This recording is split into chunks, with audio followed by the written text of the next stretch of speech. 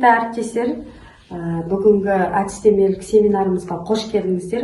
Бүгінгі тақырыбы ертегілер арқылы балалардың тілін дамыту. Қасым-Жомарт Тоқаев Қазақстан халқына жолдауында кішкентай бүлдіршіндердің дамуына ықпал ететін үздіксіз білім берудің алғашқы сатысы ретінде мектепке дейінгі білім беру база назар аударған жөн. Міндеттері балалардың санасына, туған тіліне, халқына деген сүйіспеншілігін мен мақтанышын сезімін ұялату. Туған өлкеге деген сүйіспеншілігін арттыру, қиялдарын қанаттандыру, ұлттық рухты бойларына сіңіру.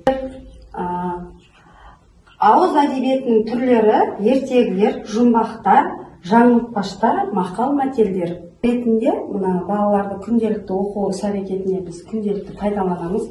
Мына қолғап театры осы жануарларды, жаңа ертегі кейіпкерлерін қолға киіп көрсетеміз. Міне осындай. Және тағы да міне қасық театры. Балалар көбінесе естігеннен, кітап қарағаннан көргендері есінде қалады. Сондықтан қасықты салып, оны да осылай ертегі кейіпкерінің рөліне кіріп, балаларға осылай көрсетіп түсіндіреміз.